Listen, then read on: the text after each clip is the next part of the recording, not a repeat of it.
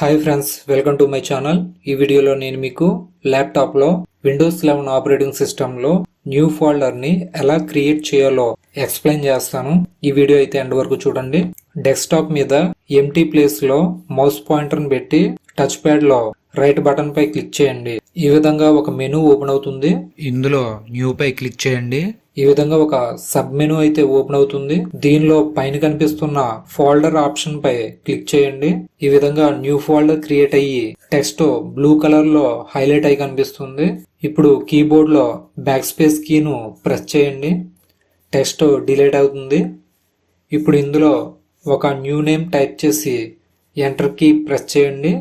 ఈ విధంగా new ఫోల్డర్ని create చేసుకోవచ్చు. ఒక ఫోల్డర్లో మనకు కావలసిన న్యూ ఫోల్డర్స్ ఎన్నైనా కూడా ఈ విధంగా క్రియేట్ చేసుకోవచ్చు. మనకి న్యూ ఫోల్డర్ క్రియేట్ చేసుకోవడానికి షార్ట్ కట్ కీస్ కూడా ఉన్నాయి. అవి ఏంటంటే కీబోర్డ్లో Ctrl+Shift+N ప్రెస్ చేస్తే ఈ విధంగా న్యూ ఫోల్డర్ క్రియేట్ అవుతుంది. ఈ విధంగా కూడా న్యూ ఫోల్డర్ని క్రియేట్ చేసుకోవచ్చు. ల్యాప్టాప్ ట్యుటోరియల్స్ పార్ట్ 9 వీడియోతో మళ్ళీ కలుసుకుందాం. ఈ వీడియో కనుక మీకు ఉపయోగపడింది అనుకుంటే లైక్ చేయండి, షేర్ చేయండి, కామెంట్ చేయండి.